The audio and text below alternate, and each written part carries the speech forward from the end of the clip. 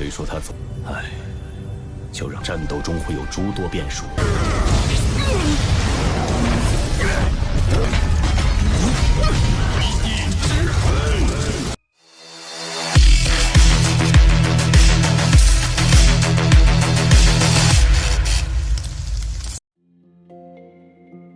Halo semua, selamat datang di Ruang Sinema. Bagaimana kabar kalian semua? Semoga selalu sehat dan baik-baik saja. Sesuai jadwal, jadi pada hari ini kita akan kembali melanjutkan series Donghua Penakluk Bintang episode terbaru. Yang mana ini adalah episode yang ke-201. Bagi yang mau bergabung dengan series ini, kita sudah sediakan playlistnya. Jadi kalian bisa mudah mencari di mana episode awal dari series ini. Sebelum kita mulai episode terbarunya, kita akan lihat dulu apa saja yang telah terjadi pada episode sebelumnya. Kemarin, Lo Fang telah mengutus pelayannya untuk melakukan pengecekan terhadap tempat itu. Hanya saja, mereka tidaklah kunjung menemukan keberadaan dari plat giok hitam. Hanya saja, mereka itu tidak kunjung menemukan keberadaan dari plat hitam, yang tentu saja ini membuatnya bingung. Tapi sosok kera ini malah dibekukan oleh salah satu petinggi dari klan Douge. Alhasil Lo Fang sendirilah yang akan memasuki tempat itu, di mana Lo Fang dan tubuh klamosanya menyamar menjadi salah satu klan Douge.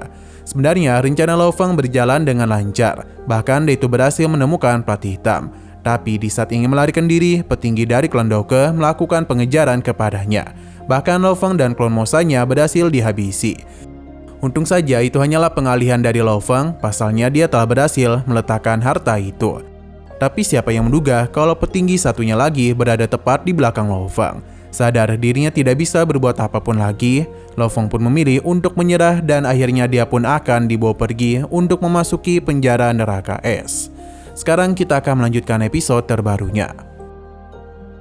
Lo Fang telah masuk ke dalam neraka es yang mana tempat ini sangatlah dingin. Tapi meskipun begitu, Lo Fang masihlah baik-baik saja dan mendarat dengan selamat. Meskipun begitu, dia sadar tempat ini tidaklah sembarangan. Detektor mereka juga tidak bisa digunakan. Tidaklah heran mengapa tempat ini disebut sebagai harta karun penyegel paling kuat. Lo Fang tidak bisa menggunakan teleportasi kerajaan dewa, tapi masih dapat terhubung ke alam semesta virtual. Untuk sekarang, Lo Fang akan melakukan perjalanan dulu demi bisa melihat apa yang ada di tempat ini. Perjalanan teruslah dia lakukan, tapi tidak kunjung menemukan apapun. Hingga ada tamu yang tak diundang, di mana Lo Fang bisa menghindarinya. Ini adalah binatang hibrida yang memiliki formula bakat yang sebanding dengan klan Mosa. Binatang itu tidak menduga bisa dikenali oleh Lo Fang. Berhubung dia ini sudah berjalan selama 2 hari, baru kali inilah Lo Fang melihat lawan. Sebenarnya dia hanya ingin berbicara kepadanya saja, namun binatang ini langsung melakukan penyerangan kepadanya. Ia sama sekali tidak mendengarkan pendapat dari Lo Fang dan terus melakukan penyerangan kepadanya. Untung saja dengan sayap sanu yang Lo Fang miliki, ia bisa dengan mudah menahan setiap serangan yang monster itu berikan. Tidak hanya itu, Lo Fang juga menggunakan binatang dewa untuk bisa melawan serangan jiwa dari monster tersebut. Dan juga menggunakan bintang tersegel demi bisa menyerangnya. Alhasil monster itu langsung meninggoy. Namun ternyata lawan itu hanyalah sebuah klon saja.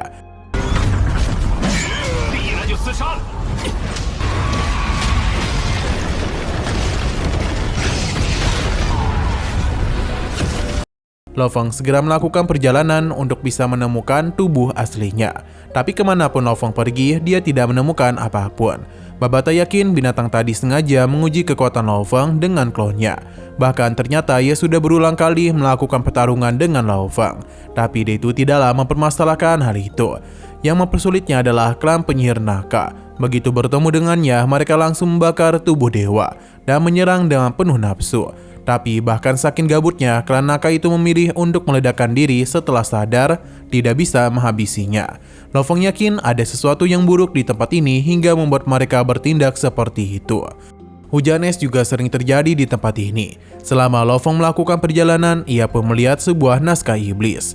Lo Fang bisa membacanya, di mana sejak pembantaian besar di alam Lu, Ning Zhao telah memenjarakan sekitar 1,2 triliun kelompok abadi. Hanya satu orang saja yang bisa pergi dari tempat ini. Dengan kata lain, Lo Fang harus memburu para makhluk abadi lainnya. Lo Fang akhirnya sadar inilah alasan mengapa guru besar membawanya kemari, supaya dia itu bisa bertarung dan meningkatkan kekuatannya. Lo Fang merasa ada seseorang yang mengawasinya. di mana serangan langsung saja dilakukan. Untungnya Lo Feng itu sudah menyadari hal tersebut, jadi dia bisa mudah menghindari serangan kekuatan itu. Tidak hanya itu, pertarungan kembali lagi terjadi. Sosok aneh telah muncul, di mana dialah yang menjadi lawan Lo Feng. Pergerakan dari sosok ini tidak sembarangan dan sempat menyulitkan Lo Feng. Ia bahkan bisa dengan mudah menahan serangan Lo Feng. Tapi dengan teknik miliknya, Lo Feng bisa melakukan serang balik yang membuat sosok itu tidak bisa menghindari serangannya. Tapi Lo Feng sadar serangannya masihlah belum dapat menghancurkan sosok itu. Jadi dia itu menggunakan racun Peimo untuk bisa menumbangkannya. Hal itu pun telah membuat tubuh abadinya terluka.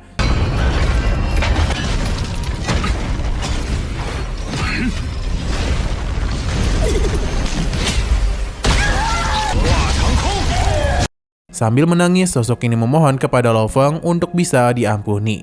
Karena bagaimanapun dia itu hanya ingin masuk ke dalam dunia virtual. Selama Lo Feng mau mengizinkannya, dia rela melakukan apa saja untuknya. Lo Feng paham, tapi sosok ini harus membantunya. Karena dalam gitulah Lo Feng bisa mengampuninya. Sambil menahan amarah, sosok ini pun setuju dan mengeluarkan sesuatu bernama Sirius, yang merupakan daftar besar yang berada di penjara neraka es. Berdasarkan kekuatan, ada 865 pemberontak. Di tengah hujan es terdapat lautan es dan terbagi menjadi penjara es timur, barat, utara, dan selatan. 5 sosok kuat merupakan pemimpin dari masing-masing wilayah. Kekuatan mereka telah mencapai level tak terkalahkan. Tapi masih ada daftar 10 kekuatan yang juga tidak kalah hebat. Lo Feng paham dan saat ini dirinya tengah bersantai sambil minum kopi. Terlebih lagi tempat ini cukup dingin. Lo Feng akan kembali melakukan perjalanan, tapi tentu saja dia pasti akan memancing sosok yang kuat, terutama para pemimpin dari penguasa 5 wilayah. Di sisi lain, beberapa orang sudah tahu dengan kedatangan dari Lo Feng. Dia yang bisa terhubung ke dunia virtual menjadi daya tarik semua orang. Mereka yang menghabisi Lo Feng untuk bisa memasuki dunia virtual. Namun, pencarian mereka tidaklah membuahkan hasil apapun. Apalagi kini Lo Feng telah bersembunyi jauh di dalam tempat itu. Babata pun keluar, pasalnya ia menganggap kalau tempat ini terlalu sepi dan membosankan. Tidaklah heran mengapa orang-orang itu ingin masuk ke dunia virtual demi bisa mencari hiburan. Alasan mengapa keberadaan Lo Feng tidak diketahui karena detektor mini yang bahkan bisa menahan kekuatan besar sekalipun. Selama Lo Feng di sini, dia telah berlatih pemahaman dari monster Golden Hornet dan dia gabungkan dengan bintang tersegel. Jadi perlahan-lahan namun pasti Lo Feng bisa membentuk sosok dari dewa binatang. Selain itu Lo Feng juga sudah mulai paham dengan bintang tersegel dan juga peta bintang. Yang mana dengan kedua harta itu dia bisa menciptakan teknik unik dari dewa binatang. Selain itu Lo Feng juga bertemu dengan penguasa kota kekacauan. Ia memberikan pujian atas teknik barunya. Tapi dalam pertarungan ada beberapa variabel yang harus dia hindari. Penguasa kota meminta Lo Feng untuk pergi dan mulai kembali pertarungannya. Ia juga berharap Lo Feng bisa menggunakan teknik itu dengan baik. Karena bagaimanapun teknik dewa binatang dan juga teknik spiritual merupakan dua aliran yang berbeda. Bahkan sosok yang kuat sekalipun hanya bisa fokus dalam satu gaya bertarung saja. Jadi penguasa kota hanya mengharapkan yang terbaik bagi muridnya.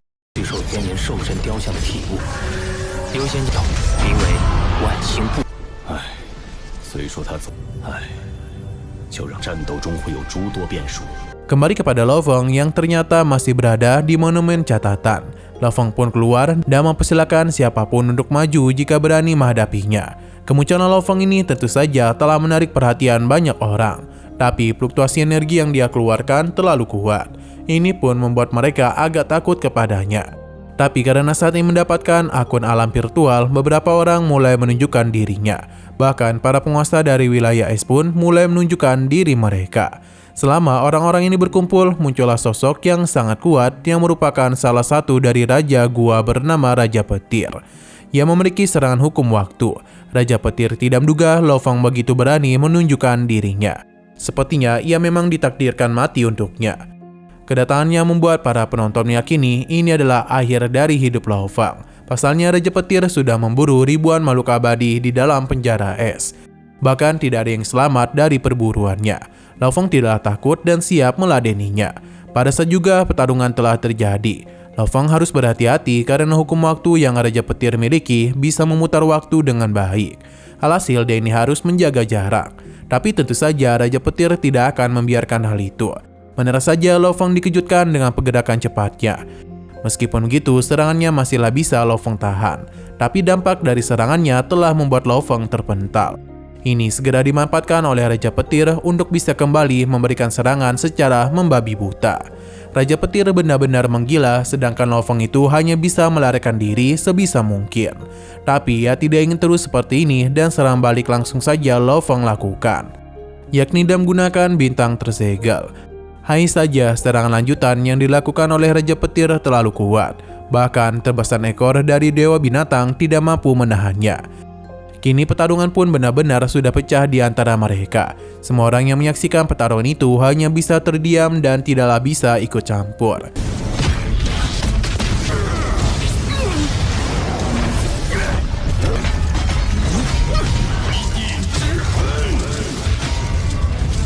Hingga sebuah tekanan besar pun telah dirasakan, di mana ini merupakan kemunculan dari sosok yang sangat kuat.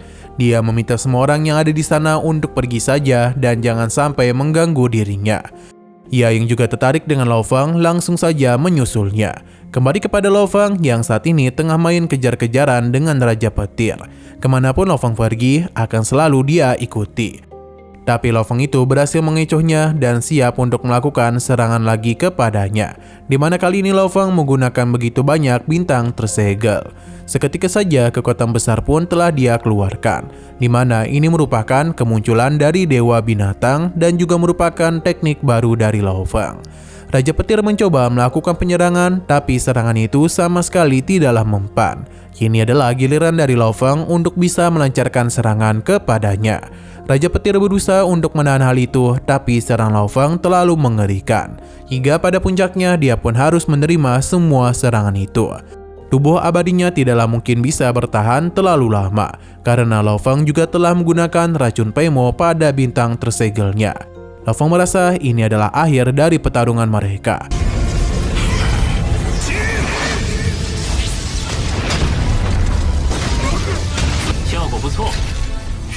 Kesal dipermainkan seperti ini, Raja Petir pun memilih untuk pergi saja. Tapi Lo Feng tidaklah memiliki niatan untuk membiarkannya pergi. Raja Petir berusaha untuk menahan serangan tersebut. Bahkan itu sudah membakar tubuh abadinya. Hal ini memang bisa menahan serangan lanjutan dari Lo Feng. Melihat sebuah kesempatan, Raja Petir langsung saja melakukan pergerakan untuk kembali mengejarnya. Orang-orang yakin ini adalah kemenangan dari Raja Petir karena dia sudah membakar tubuh abadinya. Tapi Lo Feng tidak akan meladeninya dan memilih untuk kabur saja, karena ia memang sengaja memancing Raja Petir membakar tubuh abadinya.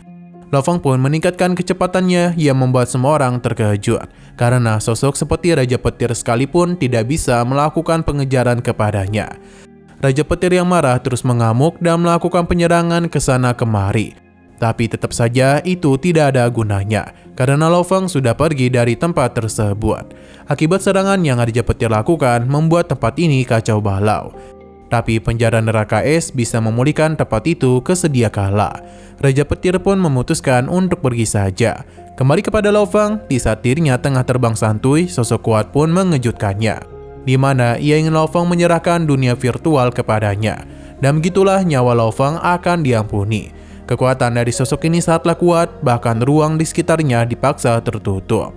Lo Feng penasaran siapakah dia, yang tentu saja dia adalah penguasa wilayah utara. Tubuh abadinya bahkan sulit untuk bisa dikalahkan.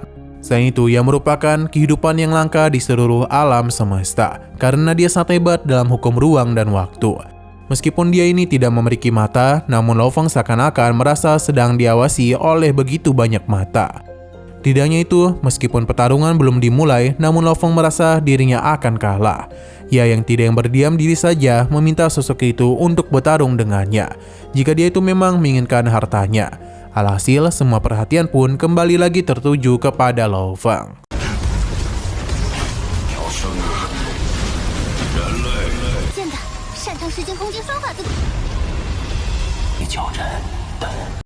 Nah, sayang sekali lagi seru-serunya, episodenya pun harus bersambung dulu. Namun sebelum kita akhiri, seperti biasa kita akan melihat preview bagian selanjutnya.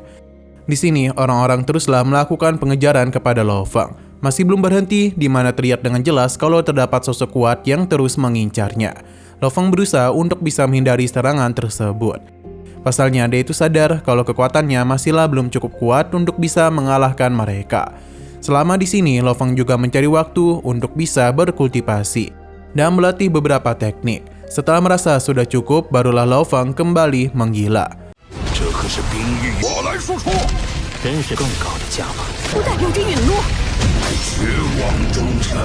Oke, sekian dulu pada video kali ini. Untuk video selanjutnya akan segera hadir.